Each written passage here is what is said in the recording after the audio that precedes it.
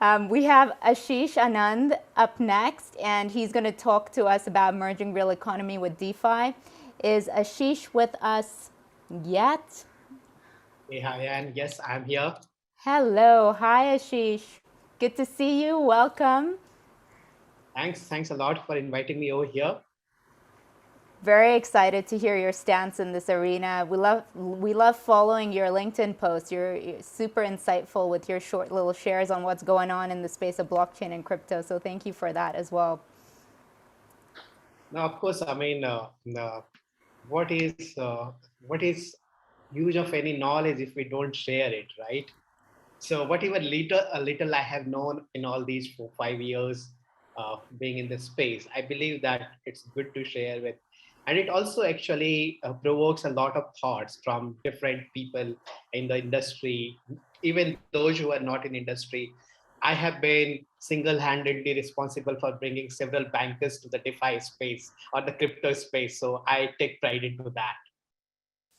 That's amazing. Well, thank you for being here, and we're excited to hear you share about everything to do with DeFi and merging it with the real economy.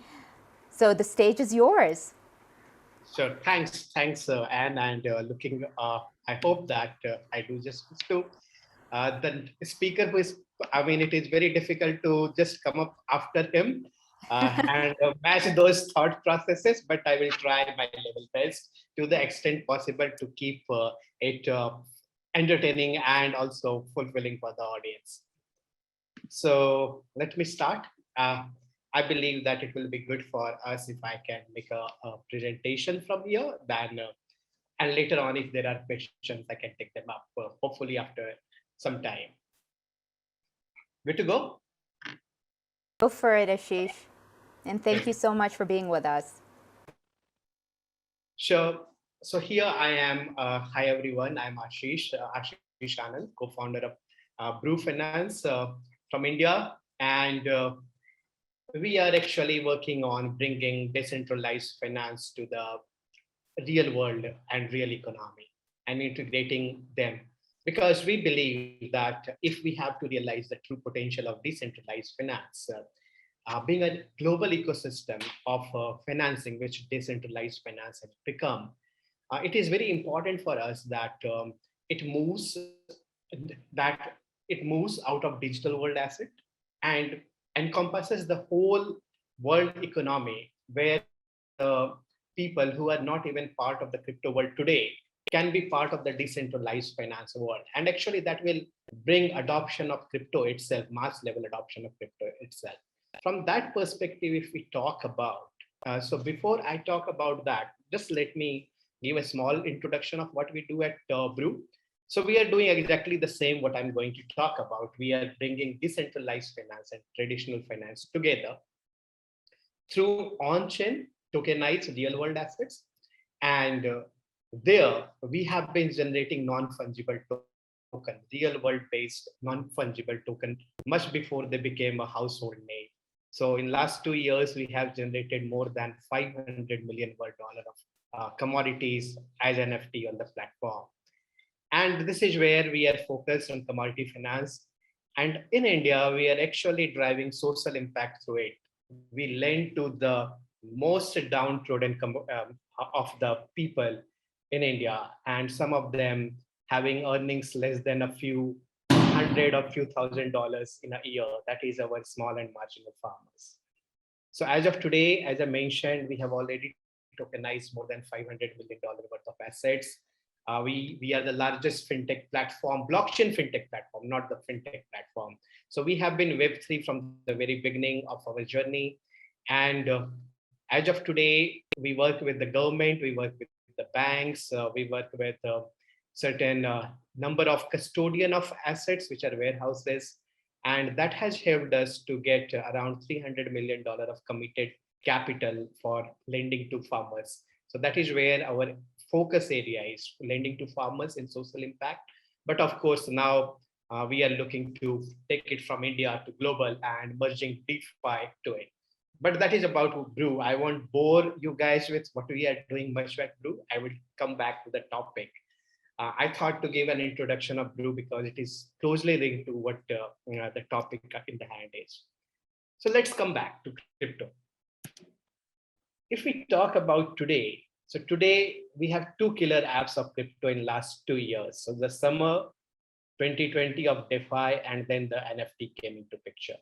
And now if you look at DeFi has crossed $100 billion of TVL in less than 2 years time.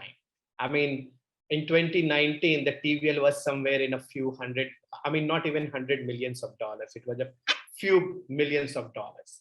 And NFT, in less than 1 year, we have got $10 billion of NFT sold. Great numbers in themselves, no doubt about that. But if we talk about the real world, then we start looking at how small we are still in the decentralized finance NFT space and how early we are. I won't say it is small, it is how early we are. So in real world today, the real world assets across the globe count as around $250 trillion. And annual lending in the asset-backed space, because decentralized finance, I'm talking only about lending, is largely about lending against over-collateralized assets, right? Bitcoin, Ethereum, etc. So global asset-backed lending is $4 trillion per annum disbursement, not TVL, not the total loans given, but annual disbursements. So as compared to that, we are very, very early. And if we are early, what are the options for us in the decentralized finance space? How do we grow this? What are the next frontiers for us? How do we grow from this $100 billion to say trillions of dollars of decentralized finance economy? And that is where we believe that the real world will be an important factor. And why so? Because if we look at today's decentralized finance, especially the lending part of it, we will find that it is built towards digital assets, because that is the native assets for the crypto community. And because it is built only on digital assets, so there was a debate a few days back when one of the largest exchanges of India the CEO said that our numbers are still less than 10 million people who are using crypto in India. Now look at us, we are 1.3 billion people. And if less than, or if only 1 million or 10 million people, only 10 million people out of that are crypto native, then what a large population we have left out. How do I reach out to that? So that is what the today's DeFi is. It is focused on crypto native assets as well as crypto native people. And because it is crypto asset native and crypto people native, what happens that we ignore the real world economy. And as some of the coins have showcased, that the speculation is the key, not the economic activity, not the fundamentals of the asset. But yesterday, Shiv flip and doze, and there was a huge lot of hue and cry about that how this happened. But that is the nature of this beast. It is highly speculative. It favors speculation, and there is nothing wrong into that. However, that limits the total market size for everything. So that's the frontier, that how do we get out of this speculative decentralized finance lending? How do we go to the people's economic activity? For example, a farmer looking for loan by selling his harvest. For example, an exporter looking for money, getting some loans against the supply order that he has received for supplying to, say, a larger economy, and he doesn't have money in the emerging economy. How do we go to their lives? How do we touch those lives? How do we go to people who are ignored by the banking ecosystem for certain reason or the others? How do we go to the small businesses across the globe who have largely been ignored by the banks and they don't receive credit from the banks? How do we go to them instead of asking everybody to buy some Bitcoin, deposit it into a lending pool and then take loan against that? That's not how it is going to happen. We have to go to them. And how do we do that? That's where we believe that these limitations have to be crossed. We have to bring the DeFi to those people. And as I mentioned, that there is limitation on how big it can become because of a very specific existing nature of DeFi. And that is visible in numbers. As I mentioned, In we have grown by 5x in dollar terms in TVL, DeFi TVL. But if we look at in the BTC terms, so much we have grown in 1 year, only 60%. I mean, very, I mean, if compared to real world assets, this is a great number, but not in the crypto world, right? What it showcases that a lot of TVL has actually become so high because of the growth in the value of BTC or Ethereum. It's not additional capital which is coming in, because in BTC terms, what we see that additional capital moved from 130K to 210K. So that is what has happened. So it means that DeFi grew at a very fast pace, and then the pace of growth has been decelerating, and it requires new venues. It requires new avenues to grow. And that's where we believe that the real world economy comes into picture. So because we are going to deal with real world assets, real world, so of course there will be certain frictions. Those frictions as of today, we cannot unfortunately avoid. So we can create a bankless lending ecosystem, no doubt about that, in the decentralized finance, where all the activities of lending and borrowing are prevalent. But how do we go to, as I talked about small businesses, I talked about farmers, I talked about exporters, etc.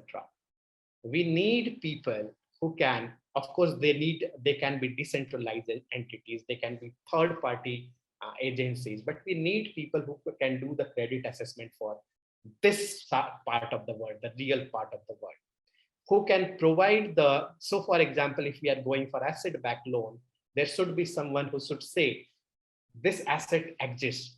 It should not be a Tether story where nobody believes what Tether says about having XYZ number of dollars in their vault, right? Because here we are taking money from the people and giving it to another set of people. And when we are doing that, there must be assurance that whatever is promised exists. Even if it exists, it exists in the real world, it exists in the crypto world, both of the places. The tokenization is important. Having entities on the back end are important. Having people who can bring the money back. Collections are important. Some of these aspects are not bothered. I mean, DeFi as of today is not bothered, but we will require that. We will require people who can provide independent proof of reserve that the assets exist in the real world for lending against this. So this is how I believe that it can happen. And it will, over a period of time, of course, as we know, that the world will be moving from centralized finance to decentralized finance. But as of today, we need to bridge these two sources, one source of capital and one source of assets together. Opportunities are humongous. I mean, there is no dearth of opportunities. As I mentioned, it can be a $4 trillion opportunity as of today. And if we fill the credit gap that exists because of the bank's reluctance to lend, it can be way beyond, I mean, hundreds of trillions of dollars. So we have commodity finance, we have gold finance, receivable finance, mortgages, and then everybody is talking about lending against NFTs and lending against art NFTs and so on. So those are the aspects. Securitization is one of the biggest things which will happen on blockchain and in the DeFi space.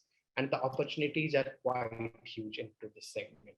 And before, I mean, I will just take a few more minutes and I will talk about how it is going to benefit all of us. So first, of course, for the DeFi itself, it's the growth avenue. The next frontier of growth for the DeFi will come from here. But, and how? So we are going to we have built a bankless, already all of us in the crypto space have built a bankless ecosystem of lending, of banking, of finance. And we will be able to now merge it with the real world.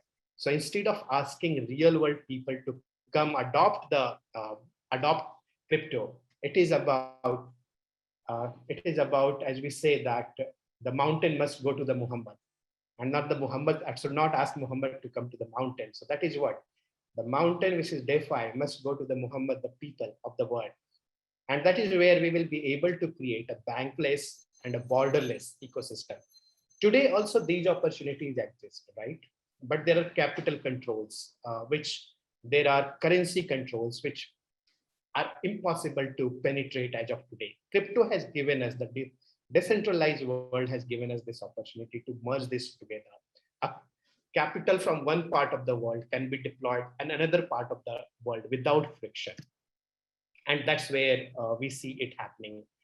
Uh, that is our thesis here, that if we look at developed economies, so most of the developed economies today, whether North America or Europe, they are suffering from low yield, rather negative yield also. And that is taking economics upside down. I mean, negative yield is like saying that if you deposit money, you also pay me for keeping that cash for you, which is absurd.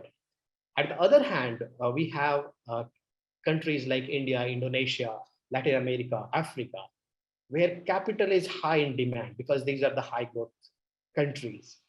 But at the same time, traditionally, the capital is not available in those countries. It is less in supply.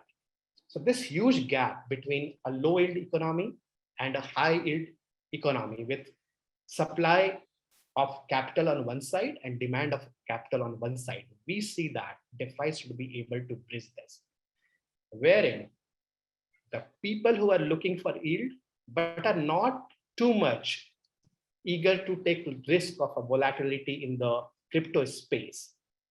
So for example, they might be allocating 1% or 5% or 10% of their assets to crypto, but they may be looking for deploying their 40% of the bond capital at high yield opportunities. And that's the mid-risk portfolio, which I believe can be moved from from low yield economies to the high yield economies.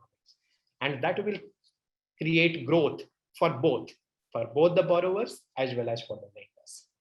And with that, and finally, because blockchain and a smart contract we can code that where the money can be used. So the ESG as well as SDG goals, actually speaking, we can code that into the smart contracts, what will the end user, and we can meet these objectives, which are the target for everyone today, with the help of this new decentralized finance merging with the real world economy.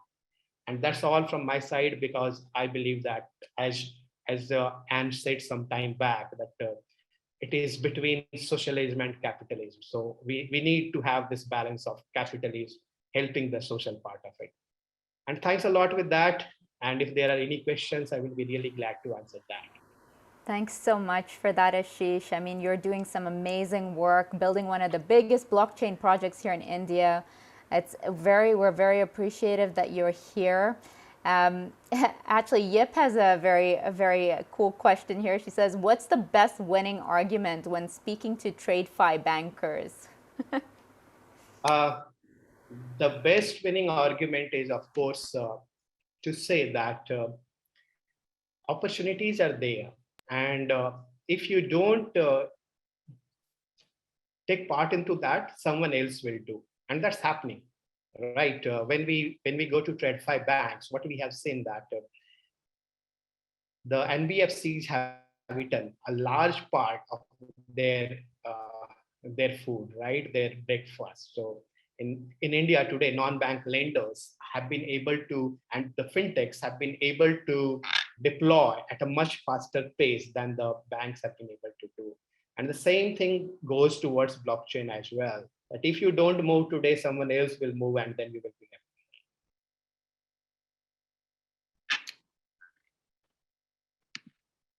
What would you say has been your number one challenge? I know there's many, but if you were to pick one, what would you say is the number one challenge in actually getting more adoption and actually being able to take this to the next level? So I would say one thing, that as of now, the understanding of blockchain is still limited. And especially more than that, the understanding which Sandeep touched upon, that we still become sort of centralized, so-called decentralized protocol. So that sort of understanding has yet to come, and that becomes a challenge. So that's where what we do, that we typically avoid talking about technology and talk more about the benefit which is possible to be created. So for example, when we go to the farmers, we have designed the solution in such a fashion that even farmers, if they don't have a mobile phone, are able to take benefit of this. Means if they don't have access to any technology, we are able to help them in getting loan through blockchain. So those are certain challenges in technology adoption. We will be overcoming them very soon. It requires certain design, and it also requires in the short term certain compromise on decentralization. But in the long term, we are hopeful that we will be able to go from complete decentralization through these bridges to a 100% decentralized world. Thanks so much for that, Ashish. All right, we've got a question here from Manish saying, if someone is involved to do credit assessment, will it be true DeFi or be limited to centralized finance only? And the follow-on question is, will the spirit of DeFi mean that you would not have anything in between? Not just banker, but no one. So i.e., in other words, lender talking directly to the borrower. Sure. So if I will take an analogy that even in peer-to-peer world, I mean, where the communication is between parties, still there are validators and miners. So it is not that a decentralized protocol runs on its own between two interactions. There are validators, there are miners, there are consensus mechanisms. So the governance, when we talk about decentralized, the idea is that a centralized entity should not be doing that. A centralized entity should not be managing these records of assets, for example. So that is where the decentralized blockchain protocol comes. The protocol maintains the record of the assets. No third party is required for that. Similarly, given the pledge or lien is recorded by the smart contract, it is not done by a third party sitting somewhere else. So in our opinion, that is what the decentralized part of this system is. Secondly, again, if one party says that I own XYZ, and the second part, if there are no independent validation, then that is centralized. But if there are 5 independent validators saying that yes, that is how the Bitcoin has been designed, right? When Alice transfers to Bob, there are so many validators or the miners who say, yes, Alice had that $100 which she could transfer. So that is where that someone has to do that validation. That validation should come from a decentralized pool of people instead of a centralized entity, one single entity. And that I believe is decentralization. And again, I believe that it's a long journey. It will happen over a period of time. But because we are still not living in the matrix, so machines are not going to run everything. There will be people involved in it. So that will be my 2 cents onto this. Of course, this is a part of opinions to opinion, and that differs. Thanks for that, Ashish. The follow-on question to that is, how would you marry CBDC in your business model? That's a really great question. So as of today, because of certain regulatory restrictions, right, each and every transaction on the platform, right from asset coming to the custody and the tokenization happens on blockchain, our lending is still fiat to fiat. So, I mean, in the centralized finance world, not in the decentralized finance world. So still our banking partners lend money to farmers in their bank account. So we believe that CBDC will solve that problem. Hugely, it will remove that problem altogether. Then even the money movement will be possible through the tokens to tokens and through the CBDCs. What's your take about the RBI and the digital currency in India? I believe they are very good tool, going to be very good tool, especially for blockchain native entities like us. For decentralized finance, they will be able to break. I mean, today the problems we face in the fiat to crypto convertibility, that will be solved to a very large extent. But in addition to that, I believe CBDC is to be a great tool of cross-border transactions. As we all know that cross-border today, I have some people on my who are working with us.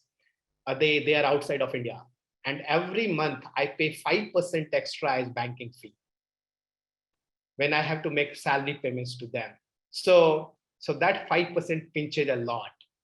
With CBDC, I believe that that part of that 5%, maybe perhaps it will go down to 0.5% or maybe even a fraction amount of that. So that is where I see that CBDC coming up very well, and it will help the small businesses very, very high. I mean, the impact on the small businesses balance sheets, who are especially exporters and importers in the world, will be significant of CBDC.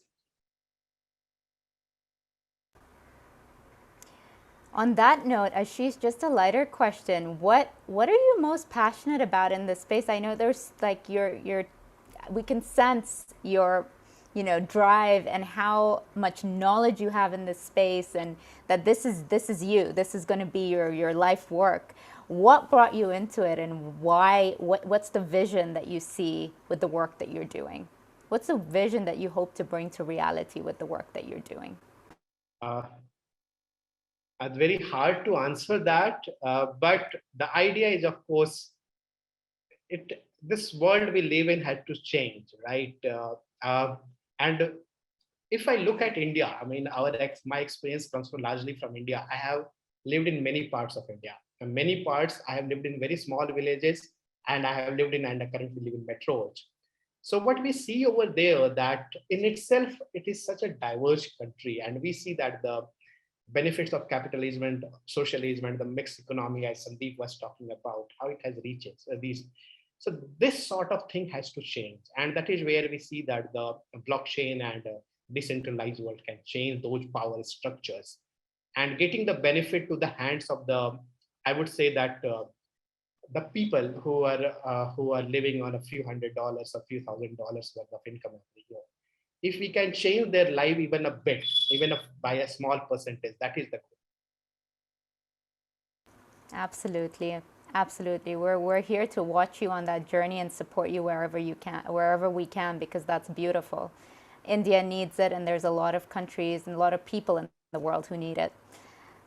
There's a question here from Tariq. Is True Finance still in beta, or have you actually started working on helping farmers? Um, so actually speaking, we have been running this for last 2 years, and we have already given loans worth more than 135 million INR in 2020 itself, in last 9 months, to the farmers. And that has been largely into the centralized finance, means that is in partnership with the banks. In the crypto front, we are still at the beta state of Polygon, and the crypto world to real world linkages, we believe that we will be able to bring it to the reality by next quarter, by early next quarter. But lending to farmers is already happening. It is going on. Thank you so much, Ashish, for your valuable time. We're at the half-an-hour mark. That was so insightful. We will have a recording of this that we will share with our community and anyone who missed your talk as well. So thank you for your time. You're more than welcome to stay with us as we welcome the other guests to join us and speak. That was amazing, and we would love to hear more, but we've only allocated half an hour per slot. Thank you so much, Thanks a lot, Ashish. and for giving us the opportunity. Thanks a lot. Oh my goodness, it was an absolute pleasure. You're amazing, and you're doing some amazing work. Thank you.